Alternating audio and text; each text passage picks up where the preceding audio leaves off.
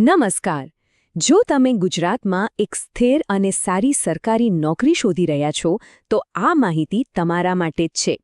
ગુજરાત હાઈકોર્ટે હમણાં જ પટાવાળાની પોસ્ટ માટે એક મોટી ભરતીની જાહેરાત કરી છે અને આજે આપણે એની બધી જ વિગતોને એકદમ સરળ ભાષામાં સમજીશું. આપણે જે પણ વાત કરીશું ને એ બધું સીધું જ ભરતીની જે ઓફિશિયલ જાહેરાત છે એના પર આધારિત છે.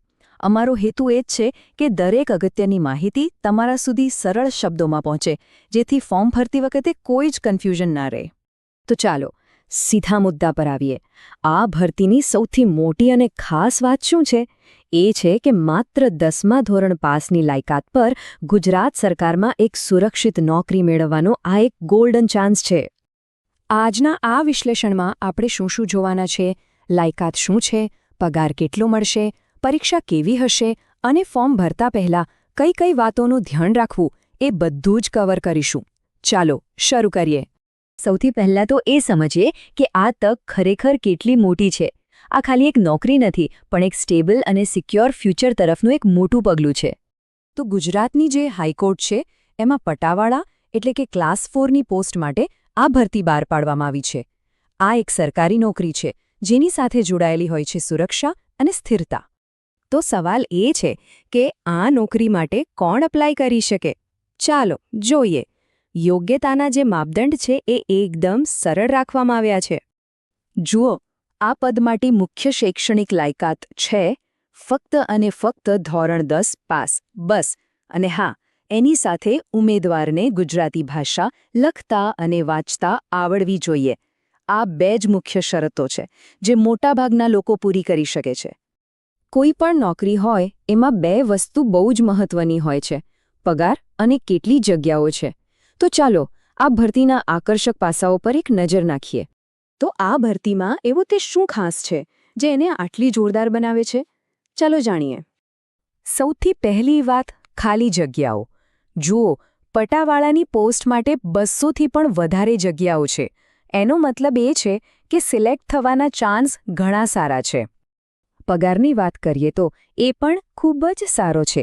પસંદગી પામેલા ઉમેદવારોને શરૂઆતમાં જ લગભગ 20,000થી 25,000 રૂપિયા સુધીનો માસિક પગાર મળી શકે છે, જે એક સારી શરૂઆત કહી શકાય.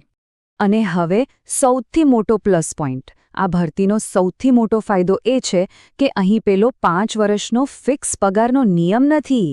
આનો મતલબ એ છે કે ઉમેદવારોને પહેલા દિવસથી જ પૂરો પગાર મળવાનો શરૂ થઈ જશે. આ બહુ મોટી વાત છે. સારું, ફાયદા તો આપણે જાણી લીધા, પણ હવે સવાલ એ છે કે સિલેક્શન કેવી રીતે થશે? પરીક્ષાનું માળખું કેવું રહેશે? ચાલો હવે એને સમજીએ. સિલેક્શન પ્રોસેસ એકદમ સીધી અને સિમ્પલ છે. 3 સ્ટેપમાં. પહેલું, ઓનલાઈન ફોર્મ ભરવાનું. બીજું, લેખિત પરીક્ષા આપવાની. અને ત્રીજું, જે લોકો પાસ થાય એમનું ડોક્યુમેન્ટ વેરિફિકેશન થશે. હવે લેખિત પરીક્ષાની વાત કરીએ. ટોટલ 100 માર્ક્સનું પેપર હશે અને એના માટે ટાઈમ મળશે 90 મિનિટ. અને હા, એક વાત ખાસ યાદ રાખજો, આ પરીક્ષામાં નેગેટિવ માર્કિંગ પણ છે. દરેક ખોટા જવાબ પર 0.33 માર્ક કપાશે. ચાલો હવે છેલ્લી અને સૌથી અગત્યની કેટલીક વિગતો જોઈ લઈએ જે પરીક્ષાની તૈયારી માટે જાણવી ખૂબ જ જરૂરી છે. પરીક્ષાના સિલેબસમાં શું પૂછાશે? તો જુઓ, એમાં મુખ્યત્વે 5 વિષયો છે: સામાન્ય જ્ઞાન, ગણિત, રમતગમત, ગુજરાતી અને હા, કરન્ટ અફેર્સ એટલે કે તાજેતરમાં બનેલી ઘટનાઓ. તૈયારી કરતી વખતે આ વિષયો પર ફોકસ કરવાનું રહેશે. હવે પાસ થવા માટે કેટલા માર્ક્સ લાવવા પડશે? તો જનરલ કેટેગરીના ઉમેદવારોએ ઓછામાં ઓછા 50% ગુણ મેળવવાના રહેશે, જ્યારે અનામત કેટેગરીના ઉમેદવારો માટે આ માપદંડ 45%નો છે. તો બસ આ હતી ગુજરાત હાઈકોર્ટની